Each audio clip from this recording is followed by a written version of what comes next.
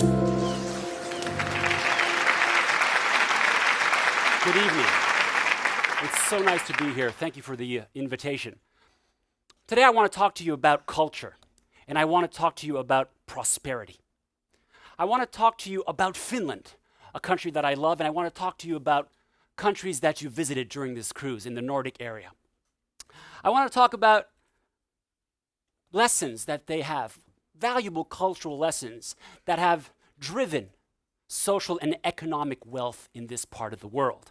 I am originally from Montreal, Canada, and I had the good fortune to move here, 20 years ago.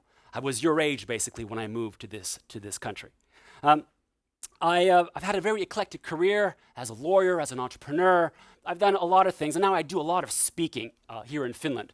Don't worry, I won't be using too many Finnish words tonight. Okay.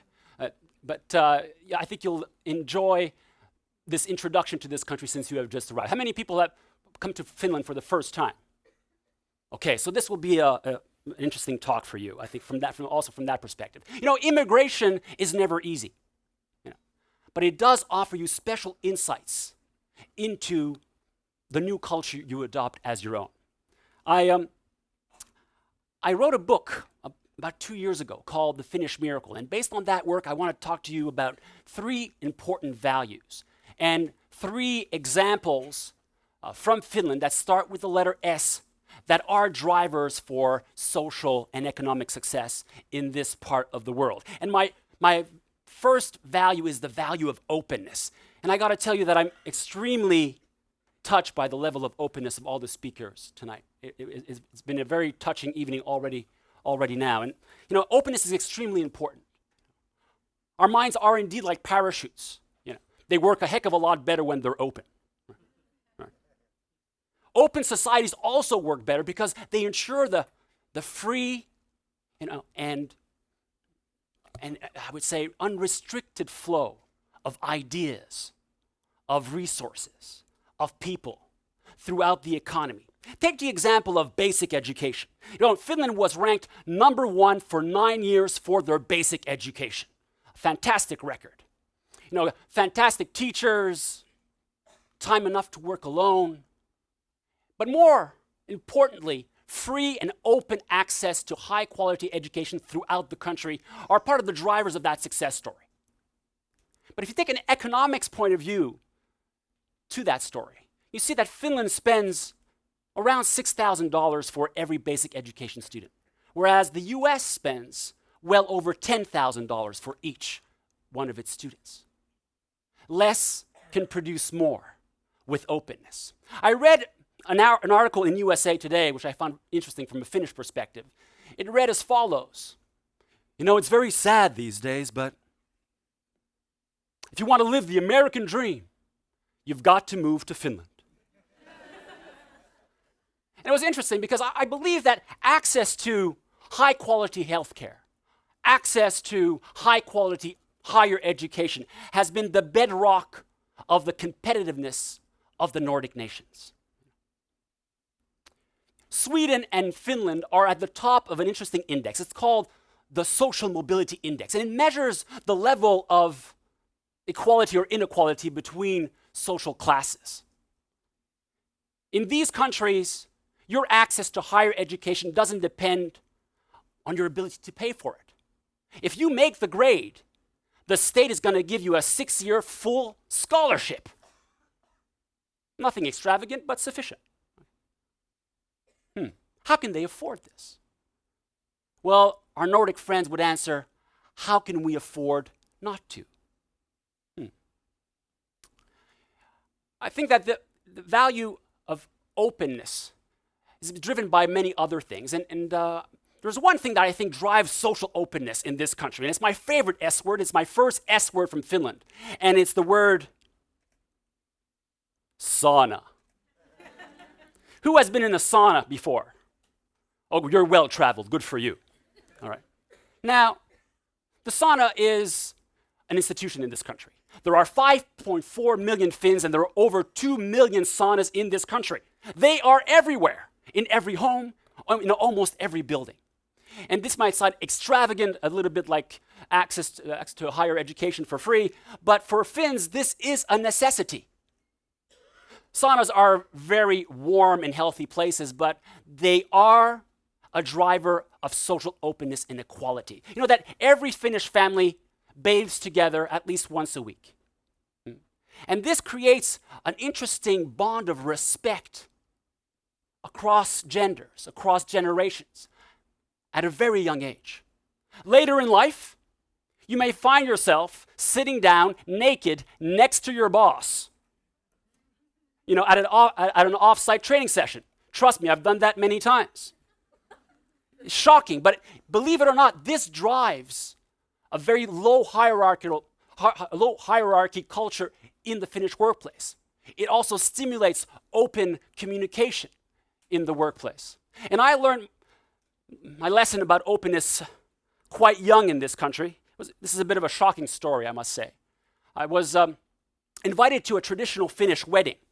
It was a festive affair with folk dancers and musicians, and it was all in the forest. It looked like a Robin Hood movie. And an acquaintance came up to me and said, well, you look a little bit lonely. Why don't we go to the sauna? I said, oh, that sounds interesting during a wedding. Okay, fine, let's go.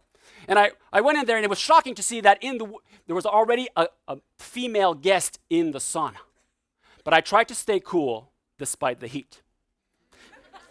And the guy says to me, well, you know, why don't we go and refresh ourselves in the beautiful lake over there? So that's a great idea. So he took me out in the nude towards the lake. The problem is that we had to travel to cross the entire wedding.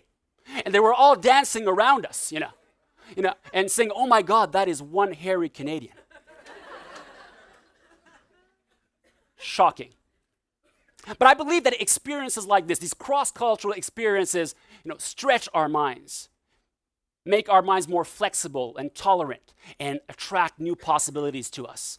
You know, traveling gives you that privilege. Use it well. But please be careful what sauna you end up in while you're in Helsinki, please. All right. My next value is an important value. It's the value of entrepreneurship. This is essential in transforming ideas into action. Curiously, Finns, and in common with many other Europeans, don't think of themselves as very entrepreneurial because they compare themselves to talented Americans who start from a garage and take over the world, like the founders of HP or Apple computers. But there are many ways to be entrepreneurial. Two things are critical to the entrepreneurial spirit. One is inventive thinking. The other one is independent action. And from that perspective, people in this region are very entrepreneurial, starting with access to nationhood. I like to look at Finland and the Baltic states. How many people are going to Tallinn tomorrow? Is it tomorrow? Great place. You're going to love it. These states, I like to call them startup nations. You know, they are new, dynamic nations. And they have had the resourcefulness and the determination to fight for their independence. Finns are very inventive. There are 30 patents registered for every 100,000 inhabitants in this country. That figure in the US is 1 patent registered for every 100,000 inhabitants. This level of innovation from great companies like Nokia, Kone, and, well, the Massa yards that used to be here, the yards here have done a lot of great work worldwide, have allowed them to take significant market shares. Okay, the fate of Nokia has not been great of late. But their story, their achievement is remarkable for a country the size of Finland. And now I would like to talk to you about a character. He is the greatest dream maker of all time. He is perhaps the biggest entrepreneur in history. And ladies and gentlemen, he is a Finnish person. Do you know who he is? Exactly right. You are smart people. Yeah. Like free education, he goes around the world distributing gifts to millions of children for free. He does this in only one night. And he's been around for a lot longer than any of the Fortune 500 companies. All right. Okay. Now that's enduring enterprise and timeless brand value.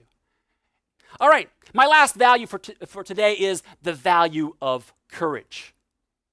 And I'm going to upgrade this English word with my third S word from Finland. It is the word Sisu. Sisu is like courage on steroids.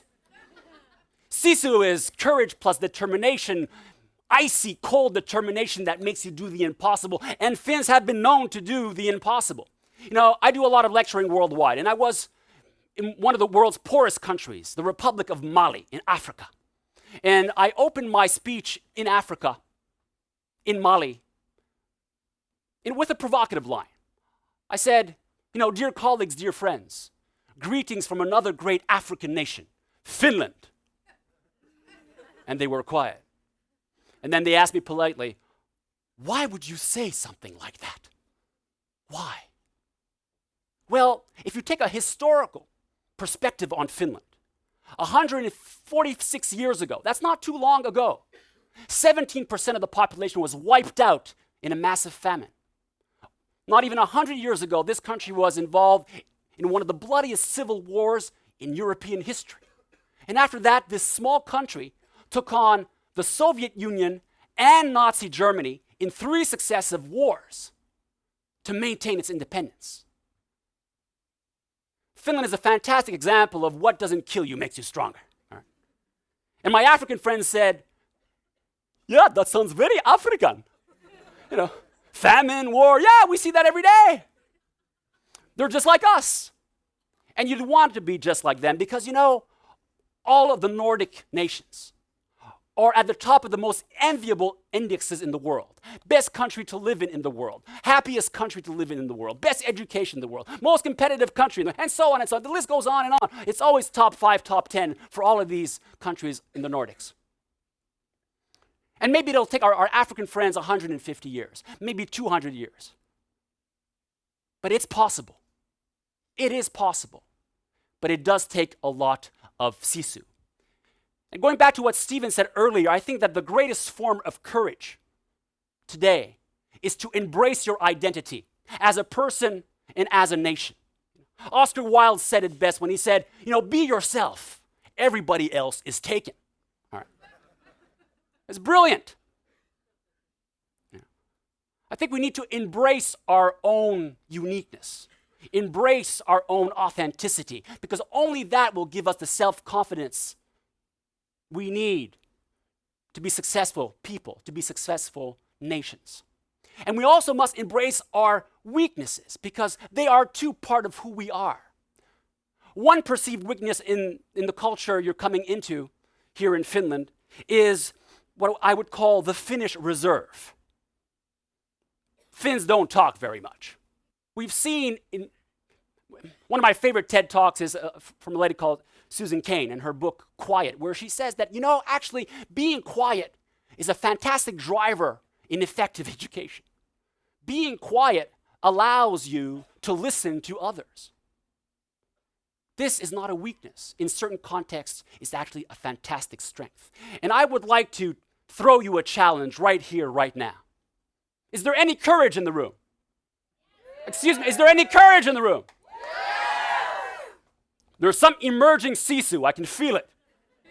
I'm going to ask you to do something that Finns find extremely easy, but that most Americans find impossible.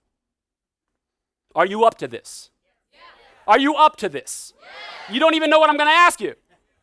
All right. Okay, this is very hard, ladies and gentlemen.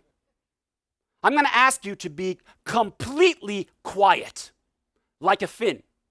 Silent, resilient Sisu. For 10 seconds.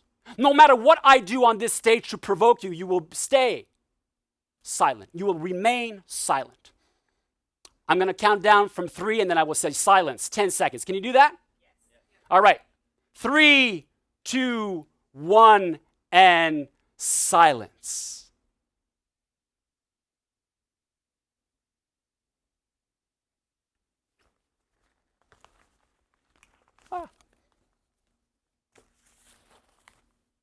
Amazing! Give yourselves a hand. I've never seen Americans do that.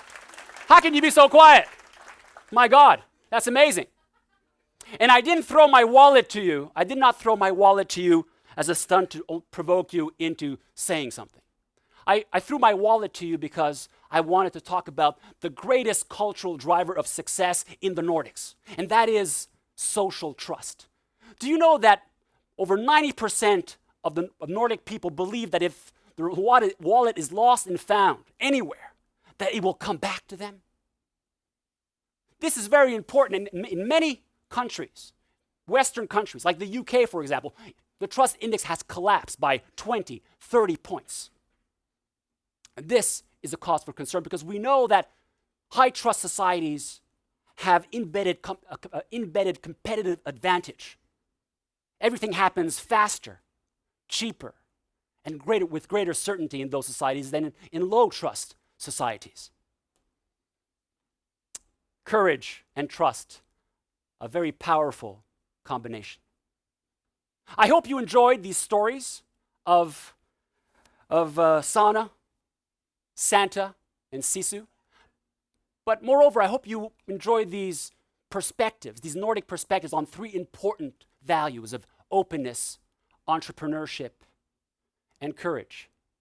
They are silent and hidden values here in the northern part of Europe, but I do believe that they are ideas worth sharing. Thank you.